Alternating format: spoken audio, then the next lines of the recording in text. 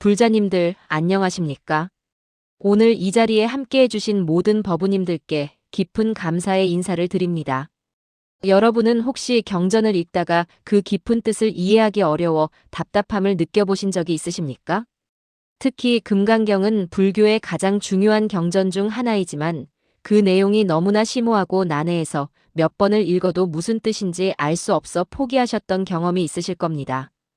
저 역시 처음 금강경을 접했을 때 그러했습니다. 공인이 무상인이 하는 말들이 머릿속을 맴돌기만 할 뿐 가슴 깊이 와닿지 않았습니다. 하지만 오늘 이 시간 제가 여러분께 금강경의 핵심을 명확하게 정리해서 전해드리고자 합니다. 이 한 편의 영상으로 금강경 전체의 흐름과 부처님의 가르침이 한눈에 들어오실 것입니다. 오늘 제가 전해드릴 내용은 4가지입니다. 첫째, 금강경이 무엇이며 왜 중요한지 그 의미를 알아보겠습니다. 둘째, 금강경의 핵심 가르침인 공의 진리에 대해 깊이 살펴보겠습니다. 셋째, 금강경이 우리에게 전하는 실천 방법과 수행의 길을 배우겠습니다. 넷째, 금강경을 통해 우리 일상에서 어떻게 깨달음을 얻을 수 있는지 구체적으로 알아보겠습니다. 자, 그러면 지금부터 함께 금강경의 세계로 들어가 보시겠습니다. 첫 번째로 금강경이 무엇이며 왜 이토록 중요한 경전인지 말씀드리겠습니다. 금강경의 정식 명칭은 금강반야바라밀경입니다. 금강처럼 단단하고 견고한 지혜로 생사의 바다를 건너 피안에 이르는 경전이라는 뜻입니다. 이 경전은 부처님께서 기원정사에서 수보리 존자와 문답하는 형식으로 이루어져 있습니다. 부처님께서는 아침 공양을 마치시고 가사를 정돈하시며 평범한 일상 속에서 법을 설하십니다. 왜 금강경이 그토록 중요한가요?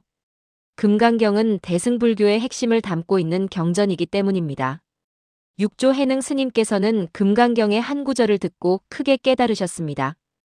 응무소주의 생기심이라는 말씀이었습니다. 마땅히 머무는 바 없이 그 마음을 내라는 뜻입니다. 이 한 구절로 해능 스님은 즉시 본성을 보았고 중국 선종의 6대 조사가 되셨습니다. 역사를 통틀어 수많은 고승대덕들이 금강경을 통해 깨달음을 얻었습니다. 한국의 서산대사, 사명대사도 금강경을 깊이 연구하셨고 이 경전의 가르침으로 백성들을 교화하셨습니다. 금강경은 총 32분으로 나뉘어져 있습니다. 각 분마다 깊은 가르침이 담겨 있지만 그 핵심은 하나로 관통됩니다. 바로 모든 상에 집착하지 말라는 것입니다. 부처님께서는 금강경에서 이렇게 말씀하십니다. 범소유상 계시여망 약견제 상비상 즉견열애라고 하셨습니다. 모든 상은 다 허망한 것이니 만약 모든 상이 상 아님을 본다면 곧 열애를 보리라는 뜻입니다. 이 말씀이 바로 금강경 전체를 관통하는 핵심입니다. 우리는 살아가면서 끊임없이 무언가에 집착합니다. 돈에 집착하고 명예에 집착하고 가족에 집착하고 심지어 수행에도 집착합니다. 하지만 부처님께서는 모든 집착을 내려놓으라고 가르치십니다. 그것이 바로 금강경의 가르침입니다. 금강경을 이해하는 것은 단순히 지식을 쌓는 것이 아닙니다. 우리의 삶 자체를 변화시키는 것입니다. 보살님들, 금강경은 어려운 경전이 아닙니다. 오히려 우리 일상 속에서 가장 실용적인 가르침을 주는 경전입니다. 아침에 일어나 세수하고 밥 먹는 그 평범한 일상 속에 부처님의 법이 살아 숨쉬고 계십니다. 그것을 보는 눈을 뜨는 것이 바로 금강경을 공부하는 이유입니다. 두 번째로 금강경의 가장 핵심이 되는 공의 진리에 대해 말씀드리겠습니다. 공이라는 글자를 들으면 많은 분들이 어렵게 느끼십니다. 텅 비었다는 뜻인가, 아무것도 없다는 뜻인가 혼란스러워 하십니다. 하지만 부처님께서 말씀하신 공은 그런 뜻이 아닙니다. 공은 비어있되 가득 차 있고 가득 차 있되 비어있는 것입니다. 금강경에서 부처님께서는 이렇게 말씀하십니다. 소위 불법자 즉비불법이라고 하셨습니다. 이른바 부처의 법이란 곧 부처의 법이 아니라는 뜻입니다. 이 역설적인 표현이 바로 공의 진리를 드러냅니다. 모든 것은 인연에 따라 생겨났다가 인연이 닿으면 사라집니다. 고정된 실체가 없습니다. 그것이 공입니다. 예를 들어봅시다. 여러분이 지금 앉아 계신 그 의자를 보십시오. 그 의자는 나무로 만들어졌습니다. 나무는 씨앗에서 자라났습니다. 씨앗은 흙과 물과 햇빛이 있어야 자랍니다. 목수의 손길이 있어야 의자가 됩니다. 그렇다면 그 의자의 본래 모습은 무엇입니까? 씨앗입니까? 나무입니까? 목수의 기술입니까? 어느 하나도 의자의 본질이라고 할 수 없습니다. 모든 것이 인연으로 모여 의자라는 모습을 이루었을 뿐입니다. 이것이 공입니다. 우리 자신도 마찬가지입니다. 나라고 하는 이 몸과 마음은 무엇입니까? 부모님께 받은 몸, 먹은 음식으로 유지되는 몸, 수많은 생각들이 모인 마음입니다. 어느 것 하나 영원한 나라고 할 수 있는 것이 없습니다. 모두 인연 따라 생겨났다가 사라질 것들입니다. 그런데 우리는 이 몸을 나라고 생각하고 이 생각을 나라고 여기며 집착합니다. 거기서 모든 괴로움이 시작됩니다. 금강경에는 사상을 버리라는 가르침이 나옵니다.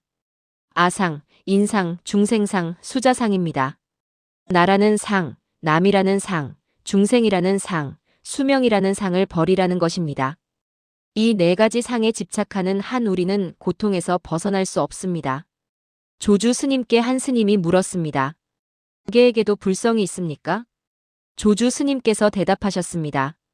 무라고 하셨습니다. 이 무자 화두는 1000년이 넘도록 수많은 수행자들을 깨달음으로 이끌었습니다. 무는 없다는 뜻이 아닙니다. 있다 없다는 분별을 떠난 경지를 가리킵니다. 그것이 바로 공의 세계입니다. 공을 깨닫는다는 것은 세상을 부정하는 것이 아닙니다. 오히려 세상을 있는 그대로 보는 것입니다. 집착 없이 보고 분별 없이 보고 욕심 없이 보는 것입니다. 그렇게 볼 때 비로소 모든 것이 부처님의 법신임을 알게 됩니다. 법우님들, 공의 진리를 이해하는 것은 머리로만 되는 것이 아닙니다. 몸과 마음으로 체득해야 합니다. 그래서 부처님께서는 금강경에서 수행의 방법을 구체적으로 제시하셨습니다. 우리가 일상에서 어떻게 공을 실천할 수 있는지 말씀해 주셨습니다. 그 방법을 지금부터 세 번째로 말씀드리겠습니다. 세 번째로 금강경이 우리에게 전하는 실천 방법과 수행의 길에 대해 알아보겠습니다.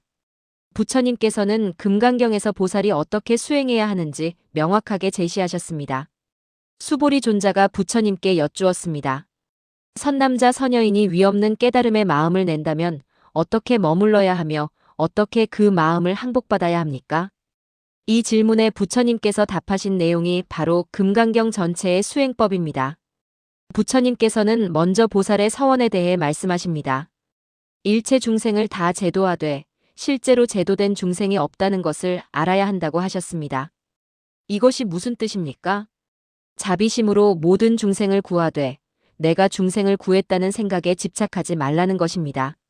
많은 분들이 수행하면서 이런 생각을 하십니다. 나는 이만큼 수행했다. 나는 이만큼 공덕을 쌓았다. 나는 이만큼 남을 도왔다고 말입니다. 하지만 그 순간 이미 수행이 아닙니다. 진정한 수행은 하되 한 것이 없고 주되 준 것이 없는 것입니다. 금강경에서 부처님께서는 보시에 대해 자세히 말씀하십니다. 보살은 상에 머물지 않고 보시해야 한다고 하셨습니다. 색에 머물지 않고 소리에 머물지 않고 냄새에 머물지 않고 맛에 머물지 않고 감촉에 머물지 않고 생각에 머물지 않고 보시하라는 것입니다. 이것을 무주상보시라고 합니다. 상에 머물지 않는 보시입니다. 무주상보시의 공덕은 헤아릴 수 없습니다.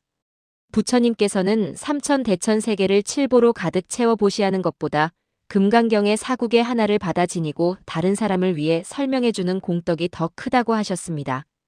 왜 그렇습니까? 물질적인 보시는 일시적입니다. 하지만 법을 전하는 것은 영원한 생명을 주는 것이기 때문입니다. 그렇다면 우리는 일상에서 어떻게 수행해야 합니까? 부처님께서는 금강경에서 구체적인 방법을 제시하셨습니다. 첫째, 마음을 내되 머무는 바가 없어야 합니다. 응무소주의 생기심입니다. 아침에 일어나 하루를 시작할 때 오늘 하루 좋은 일을 하겠다는 마음을 내되 그 결과에 집착하지 않는 것입니다. 둘째, 모든 상이 허망함을 관찰해야 합니다.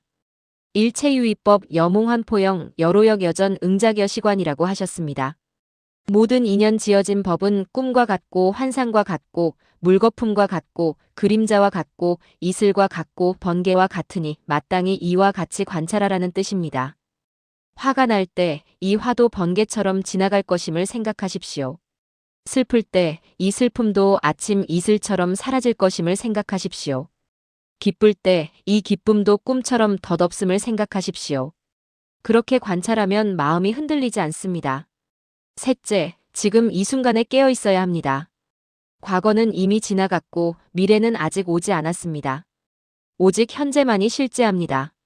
금강경에서 부처님께서는 과거심 불가득, 현재심 불가득, 미래심 불가득이라고 하셨습니다. 과거 마음도 얻을 수 없고 현재 마음도 얻을 수 없고 미래 마음도 얻을 수 없다는 뜻입니다. 마음은 잡을 수 없습니다. 하지만 깨어 있을 수는 있습니다. 지금 이 순간 숨을 쉬고 있음을 알아차리십시오. 지금 이 순간 앉아 있음을 알아차리십시오. 지금 이 순간 듣고 있음을 알아차리십시오. 그것이 바로 수행입니다. 선사들께서는 이렇게 말씀하셨습니다. 평상심이 도라고 하셨습니다. 특별한 것이 도가 아닙니다. 밥 먹을 때 밥 먹고 잠잘 때 자는 그 평범함이 바로 도입니다. 하지만 우리는 밥 먹으면서 딴 생각을 하고 자면서도 꿈에 시달립니다. 지금 하고 있는 일에 온전히 집중하지 못합니다. 그것이 문제입니다. 금강경의 수행법은 복잡하지 않습니다. 지금 이 순간 하고 있는 일에 온전히 깨어 있는 것입니다. 설거지를 할 때는 설거지에 집중하고, 걸을 때는 걷는 것에 집중하고, 대화할 때는 상대방의 말에 집중하는 것입니다. 그렇게 하루하루 살아가는 것이 바로 금강경의 수행입니다. 보살님들, 수행은 산속 깊은 절에만 있는 것이 아닙니다. 우리가 사는 이곳, 지금 이 순간이 바로 수행처입니다. 금강경을 읽고 외우는 것도 중요하지만 더 중요한 것은 그 가르침을 실천하는 것입니다. 하루에 한 번이라도 좋습니다. 내가 지금 무엇을 하고 있는지, 어떤 마음을 내고 있는지 돌아보십시오. 그것만으로도 수행은 시작됩니다. 네 번째로 금강경을 통해 우리 일상에서 어떻게 깨달음을 얻을 수 있는지 구체적으로 말씀드리겠습니다. 많은 분들이 깨달음을 먼 곳에 있는 것으로 생각하십니다. 특별한 체험을 해야 하고 신통력을 얻어야 하고 번뇌가 완전히 사라져야 깨달음이라고 생각하십니다. 하지만 부처님께서 금강경에서 보여주신 깨달음은 그런 것이 아닙니다. 부처님께서는 아침 공양을 마치시고 바루를 씻으시고 가사를 정돈하시며 평범한 일상을 사셨습니다. 그 평범함 속에 법이 있었습니다. 깨달음은 특별한 곳에 있지 않습니다. 바로 지금 여기에 있습니다. 금강경에서 부처님께서는 수보리에게 물으십니다.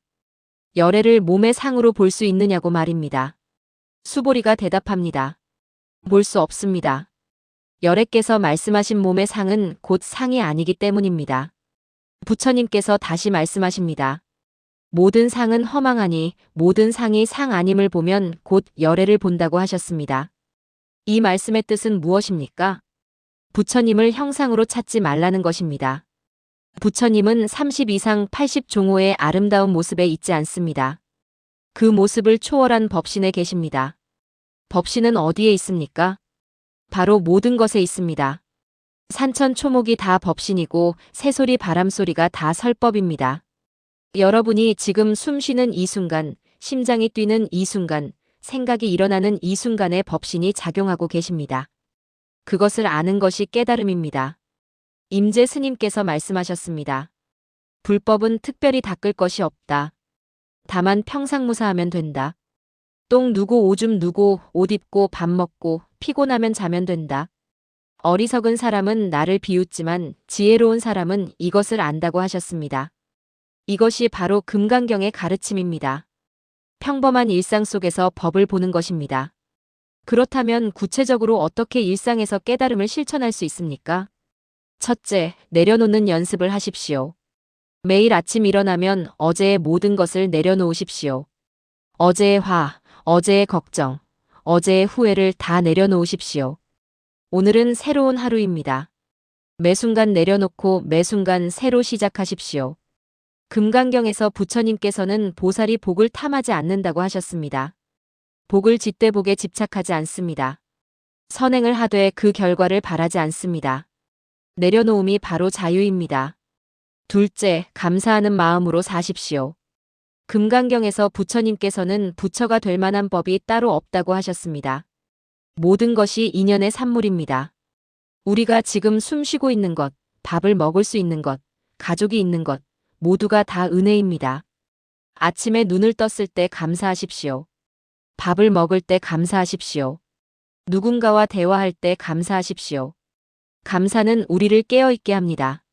셋째, 자비를 실천하십시오. 금강경의 핵심은 보살의 길입니다. 보살은 자기만을 위하지 않습니다. 모든 중생을 위합니다. 하지만 중생을 구했다는 생각도 하지 않습니다. 일상에서 만나는 모든 사람에게 친절하십시오. 길에서 마주치는 사람에게 미소 지으십시오. 어려운 사람을 보면 도와주십시오. 하지만 내가 도와줬다는 생각은 하지 마십시오. 그것이 진정한 자비입니다. 넷째, 지금 이 순간에 충실하십시오. 금강경에서 가장 중요한 가르침 중 하나가 바로 이것입니다. 과거에 얽매이지 말고 미래를 걱정하지 말고 오직 지금 이 순간을 살아가는 것입니다. 차를 마실 때는 차 맛에 집중하십시오. 꽃을 볼 때는 그 꽃의 아름다움에 집중하십시오. 비가 오면 빗소리에 귀 기울이십시오. 그 순간순간이 바로 깨달음입니다. 다섯째, 번뇌를 관찰하십시오. 번뇌가 일어날 때 억누르려 하지 마십시오. 그냥 지켜보십시오. 화가 나면 화가 났구나 하고 바라보십시오. 슬프면 슬프구나 하고 바라보십시오. 욕심이 나면 욕심이 나는구나 하고 바라보십시오. 그렇게 바라보고 있으면 번뇌는 저절로 사라집니다.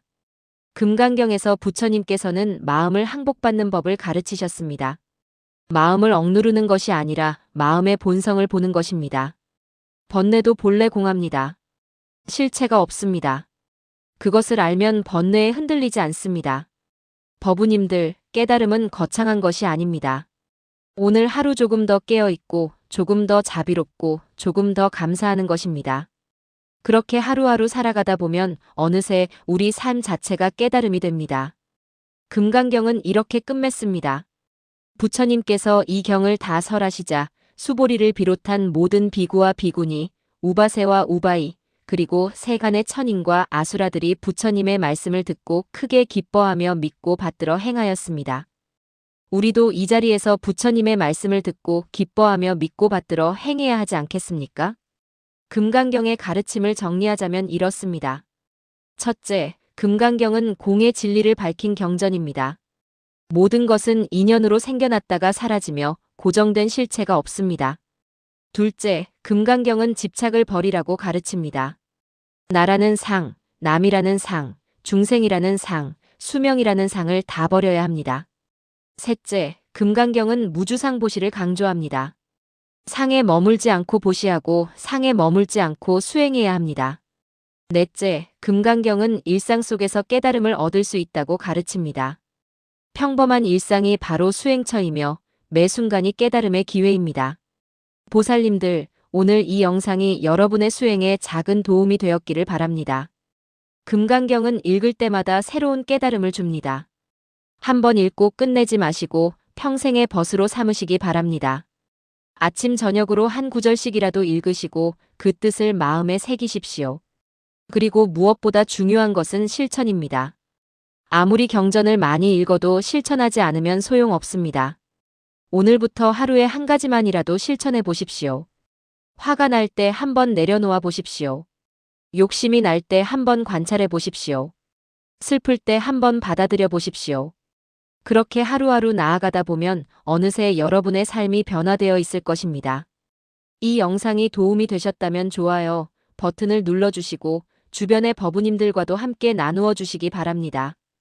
댓글로 여러분의 수행 경험이나 금강경을 읽으면서 느낀 점을 나누어 주시면 함께 공부하는 데 큰 도움이 되겠습니다. 앞으로도 불교의 깊은 가르침을 쉽고 명확하게 전해드리는 영상을 계속 만들어 가겠습니다. 여러분의 수행길에 항상 부처님의 가피가 함께하시기를 기원합니다. 오늘 이 자리에서 쌓은 공덕을 일체 중생과 함께 회양합니다. 모든 중생이 번뇌에서 벗어나 진정한 자유와 평화를 얻기를 발언합니다. 나무석가모니불, 나무석가모니불, 나무석가모니불. 감사합니다, 법우님들. 늘 건강하시고 평안하시기를 바랍니다.